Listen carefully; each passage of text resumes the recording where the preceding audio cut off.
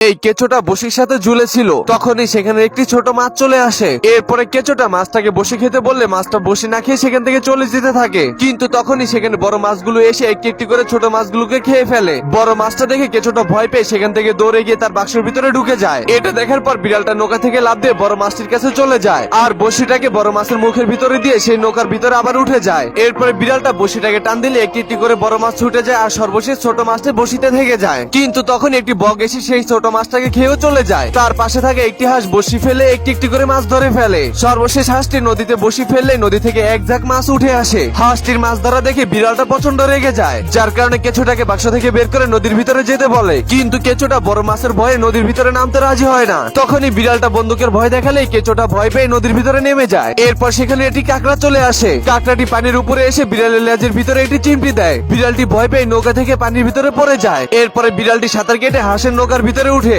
তখনই হাঁসটির বসির সাথে একটি জোতা উঠলে বিড়ালটি দেখে হাসতে থাকে। কিন্তু জোতা থেকে অনেকগুলো মাছ বের হলে বিড়ালটির অনেক লোভ লেগে যায়। তখনই সে হাঁসের সাথে বন্ধুত্ব করে ফেলে। কিছুক্ষণ পরেই তাদের নৌকার সামনে বড় একটি তিমি মাছ চলে আসে। তিমি মাছটিকে দেখার পর বিড়ালটি হাঁসটিকে নদীর ভিতরে ফেলে দেয়, আর তার গলার ভিতর রশি দিয়ে ঘুরে নিয়ে দিলে সে অনেক জোরে সাঁতার কাটতে থাকে। কিন্তু তিমি মাছটি তাদের পিছে দৌড়াতে থাকে। এক পর্যায়ে তিমি মাছটি তাদের নৌকাটাকে তার ঘাড়ের উপরে উঠিয়ে ফেলে, আর নিঃশ্বাস ফেললে পানির কারণে তাদের নৌকাটি উপরে উঠে যায়। এরপরে বিড়ালটা হাঁসটাকে বসির সাথে বেঁধে তিমি মাছের সামনে দেয়। কিছুক্ষণ পরে তিমি মাছটি হাঁসটিকে গিলে ফেলে। কিন্তু হাঁসটি তিমি মাছের পেটের ভিতর অনেকগুলো মাছ দেখে তার নাকের উপর দিয়ে উঠে যায়, আর বিড়ালটাকে বলতেছে তুমি সামনে চলে আসো, আমি তিমি মাছের নাক দিয়ে অনেকগুলো মাছ দিতেছি, তুমি সেগুলো নৌকার ভিতরে ভরে নিও। এরপর হাঁসটি তিমি মাছের পেট থেকে মাছগুলো বের করে দিলে বিড়াল সেই মাছগুলোকে নৌকার ভিতরে ভরে নেয়। কিন্তু বিড়ালটার এতগুলো মাছ দেখে অনেক লোভ লেগে যায়, যার কারণে সে তিমি মাছের সাথে সুতোটি কেটে দেয়। অপরদিকে হাঁসটি তিমি মাছের সাথে থাকা সুতাটিকে টান দিলে তিমি মাছটি শিকার হয়ে যায়। এদিকে বিড়ালটি নৌকা ভর্তি মাছগুলোকে নিয়ে উপরে আসলে মাছগুলোকে দেখে সে পুরো পাগল হয়ে যায়। কিন্তু তখনই হাঁসটি সেই বড় তিমি মাছটাকে টেনে উপরে নিয়ে আসে।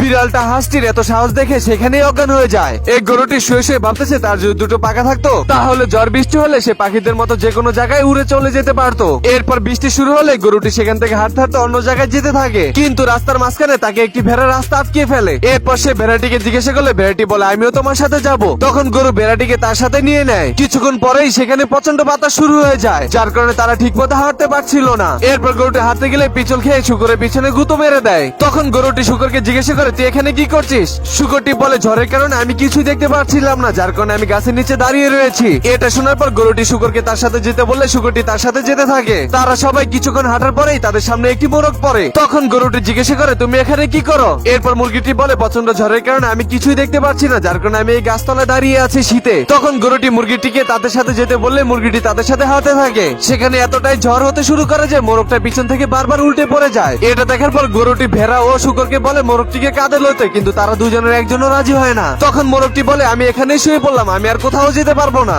এরপরে গরুটি সামনে দেখালেই ছোট একটি ঘর দেখতে পায়, আর সেই ঘরের ভিতরে সে যেই শুয়ে পড়ে। কিছুক্ষণ পরে বাইরে এতটাই বাতাস শুরু হয় যে যার কারণে ভেড়া শুকর ও মোরগ ঘরের ভিতরে চলে যায়। মোরগটি জানলার পাশে দাঁড়ালে একটি পণ্ডিত শিয়াল তাকে দেখে ফেলে, আর মোরগটাকে খাওয়ার জন্য শিয়ালের জিপা দিয়ে লোল পড়তে থাকে। এরপরে শিয়ালটি দরজা টোকা দিলে মোরগটি বাইরে চলে আসে। তখনই শিয়ালটি পিছন থেকে মোরগটাকে ধরতে গেলেই শুকরটা বাইরে এসে দরজা ধাক্কা দেয়, আর শিয়ালটা উড়ে যেয়ে আরেক জায়গায় পড়ে, যার কারণে শিয়াল প্রচন্ড রাগ করে তার বন্ধু নেকড়ের কাছে চলে যায়। এরপর শিয়ালটি তার বন্ধু নেকড়েকে সবকিছু খুলে বলে। তখন তার বন্ধু নেকড়ে তাকে একটি ভাল্লুকের কাছে নিয়ে যায়। তখন ভাল্লুকটাকে সবকিছু খুলে বলে তারা তিনজন আবার মুরগিটাকে চুরি করার জন্য তাদের বাড়ির সামনে চলে যায়। এরপর পণ্ডিত শিয়াল ও নেকড়ে মিলে ভাল্লুকটাকে তাদের ঘরের ভিতরে পাঠিয়ে দেয়। কিন্তু বেড়াটি জানলা দিয়ে সবকিছু দেখে ফেলে আর তাদের সবাইকে ডেকে নিয়ে আসে। কিছুক্ষণ পরে ভাল্লুকটি দরজা ভেঙে ঘরের ভিতরে ঢুকলেই গরু তার মাথার ভিতরে বালতি দিয়ে দেয়, আর পিছন দিয়ে শুকর যে তাকে মারতে থাকে। এরপর ভেড়াটি এসে তাকে দুটো গুঁতো মেরে নিচে ফেলে দেয়। তখন তারা সবাই মিলে ভাল্লুকটাকে এতই মারে যে তাদের বাড়ির চাল পর্যন্ত লাফাতে থাকে। ভাল্লুককে মার খেতে দেখে সেখান থেকে শিয়াল ও নেকড়ে ভয়ে দৌড়ে পালিয়ে যায়। এরপরে ভেড়া ও শুকর মিলে ভাল্লুকটিকে সোজা করে দাঁড়া করায়। তখনই গরুটা শিং দিয়ে ভাল্লুকটাকে এমন একটি গুঁতা মারে সে দরজা ভেঙে বাইরে চলে যায়, আর সেখান থেকে দৌড়ে পালিয়ে যায়। বন্ধুরা আজকের গল্পটি কেমন ছিল তা কমেন্ট করে জানিয়ে দিন।